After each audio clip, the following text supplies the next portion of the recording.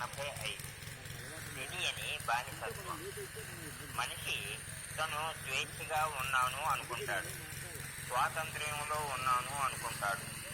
తను నిజంగా స్వేచ్ఛగా ఉన్నానా, స్వాతంత్ర్యంలో ఉన్నానా అని ఎప్పుడూ ఆలోచించడు. తను స్వేచ్ఛగా ఉన్నాను అనుకున్న మనిషి స్వేచ్ఛగా ఉండడు. అతను సత్యాన్ని తెలుసుకోలేడు. తెలుసుకోవాలి అన్న ఆకాంక్ష అతనికి కూడా ఉండదు. మొదట మనిషి తను స్వేచ్ఛ లేదని గుర్తించాలి. తన బానిసత్వానికి తనే కారణమని కూడా గ్రహించాలి. ఎన్నో సిద్ధాంతాలు, ఎన్నో మతాలు, ఎన్నో ఆచారాలు అవి అతని ఆలోచనల్ని అల్లుకుని ఉంటాయి. వ్యక్తిని అవి నిర్దేశిస్తాయి. మనం మొదట గ్రహించాల్సిన విషయం, మనం బానిసత్వంలో ఉన్నాము, బంధింపబడి ఉన్నాము. ఆ సంగతి తెలుసుకుంటే అప్పుడు అటువైపు చూడగలం. మనం గ్రహించాల్సిన విషయం, మనం చెరసాలలో ఉన్నాం, మనం బందీలం. హఠాత్తుగా ఆ సంగతి తెలుసుకుంటే మనం ఆందోళనకు గురి అవుతాం. కాబట్టి మొదట మనం ప్రతి గోడని పరిశీలించాలి. దాన్ని గురించి కూలంకషంగా అవగాహన చేసుకోవాలి. చెరసాలతో మనం మొదట పరిచయం పెంచుకోవాలి. దాని గురించి సంపూర్ణ అవగాహన ఏర్పడితే మనం ఎందుకు బంధింపబడ్డామో తెలిసి వస్తుంది. అప్పుడు విముక్తి మార్గం తెలియబడుతుంది. మనం సంసారము అనే చెరసాలలో బంధింపబడ్డాము. దీనిని పరిశీలించాలి. ఒక గొర్రెల యజమాని ఉండేవాడు. అతనకు గొర్రెలకు మంచి తిండి పెట్టేవాడు.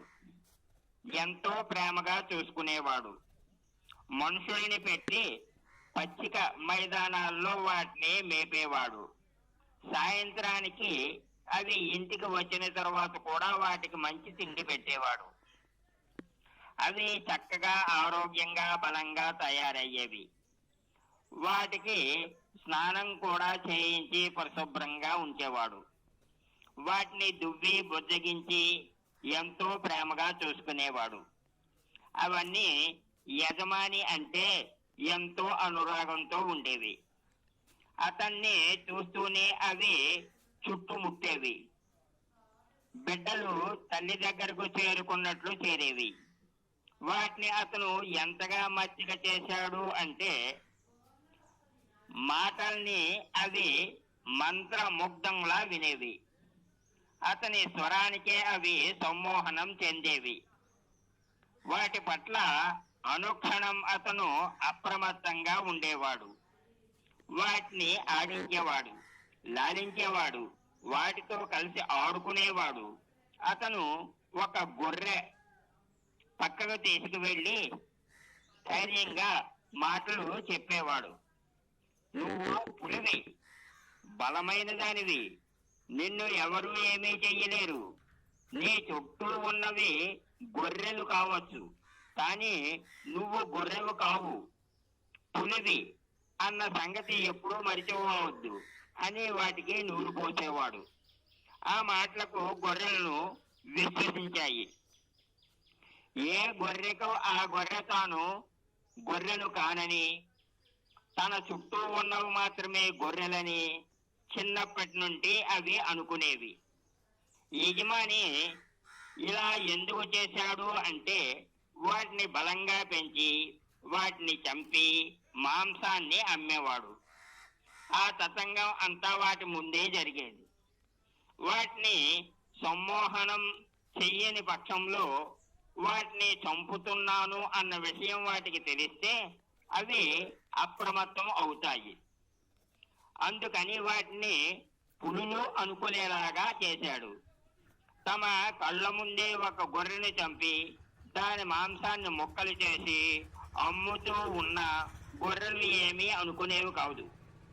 మేము పులులం, మమ్మల్ని ఎవరూ చంపలేరు, గొర్రెలను మాత్రమే చంపుతారు, మాంసం అమ్ముతారు, పులుల మాంసాన్ని అమ్మరు కదా అనుకుంటా ఉండేవి. ఏ గొర్రెను బలి ఇవ్వడానికి తీసుకుపోతాడో ఆ గొర్రెకు మాత్రమే అసలు రహస్యం తెలుస్తుంది. తనను ఎన్నాళ్ళు పులి అని చుట్టి మోసగించాడు అని, తనని నిర్దాక్షిణ్య బలి పశువును చేశాడు అని గుర్తించగలుగుతుంది. అప్పుడు గుర్తించి ఏం లాభం?